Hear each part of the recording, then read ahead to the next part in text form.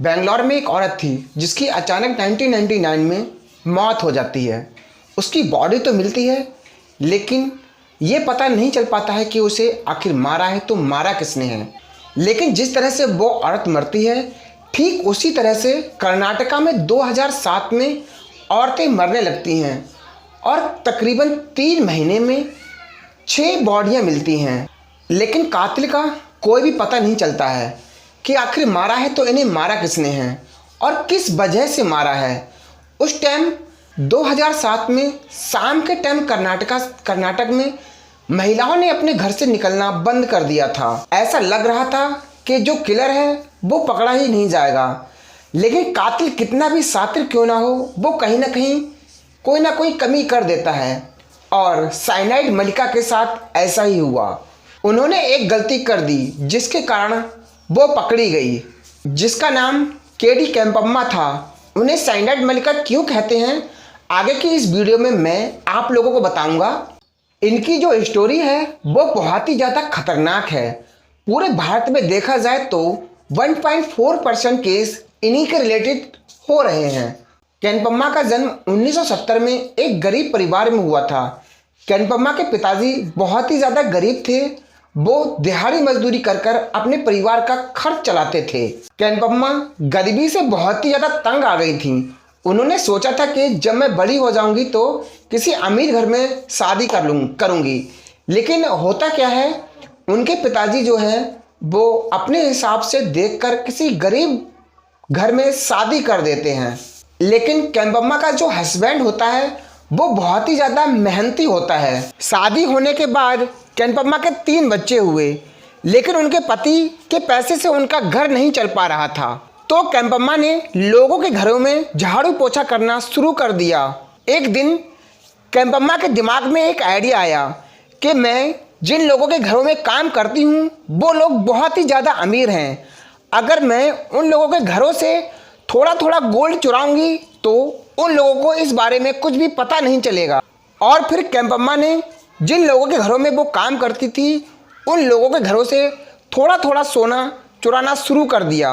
और जब एक दिन उसने चोरी किया हुआ सारा सोना बेचा तो जो पैसे मिले तो उन्हें देखकर उसे लगा कि अब मेरे बचपन के सारे सपने पूरे हो सकते हैं। और वो ये सारा पैसा लेकर अपने पति के पास पहुंच गई। उसने कहा कि मेरे पास ये जो रुपया है अपने कोई बिजनेस स्टार्ट करते हैं। तो उन्होंने चिट फंड का बिजनेस स्टार्ट किया जिसमें लोगों ने भी पैसा लगाया था। लेकिन 2001 में उसने चिट फंड का सारा रुपया अपनी शौक पूरी करने के लिए उड़ा दिया। एक दिन जिस घर में वो काम करती थी उसने उस घर से कुछ ज़्यादा ही ज्वेलरी चुरा ली और वो पकड़ी गई।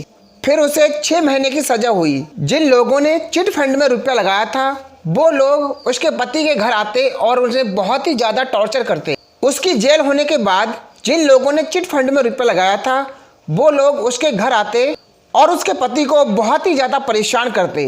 वो बहुत ही ज़्यादा परेशान हो गया था। 6 महीने के बाद जब केम्पम्मा जेल से छूटकर घर वापस आई तो उसके पति ने अपने घर से उसे निकाल दिया और वो अब बहुत ही ज़्यादा परेशान हो गई। जाती तो जाती कहाँ, एक गांव के पास में ही एक मंदिर था जहां पर वो रहने लगी। 90 अक्टूबर 1999 में 30 साल की महिला मंदिर में पूजा करने के लिए आती है। उस टाइम उस मंदिर में कोई भी नहीं था। उस महिला के गले में सोने का हार था। वो महिला जैसी पूजा कर मंदिर से बाहर निकलती है, केम्पम्मा मौका देखकर उस महिला को मार देती है और वो उसके गले से वो सोने का हार निकालकर वहां से फरार हो जाती है। यहाँ तक कि वो सिटी ही चेंज कर देती है। अब दूसरे शहर में जाने के बाद वो अपने लिए कोई काम ढूंढने लगती है और उसे काम मिलता है तो सोने की दुकान पर।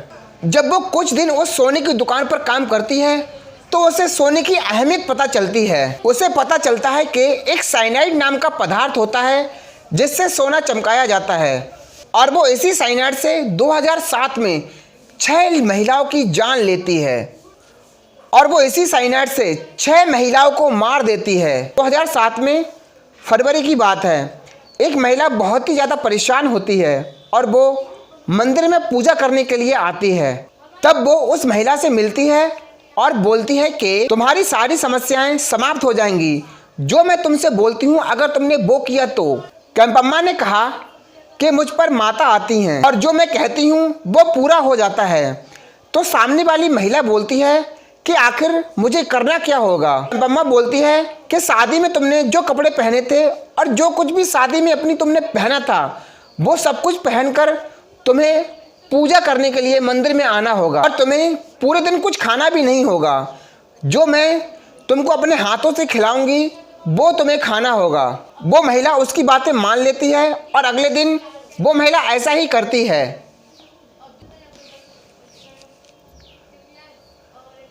जब वो महिला मंदिर में अगले दिन पूजा करने के लिए आती है तो कैंपम्मा उसे साइनाइड पिला देती है जिससे उस महिला की मौत हो जाती है और वो सारा सोना उसका उतार कर वहाँ से फरार हो जाती है। 3 महीने में इसी तरह से 6 महिलाओं को साइनाइड पिलाकर उनकी जान ले लेती है और उनका सारा सोना उतार कर वहाँ से फरार हो जाती है। और एक दिन कैंपम्मा पकड़ी जाती है जो अभी उम्र कैद की सज़ा काट रही है।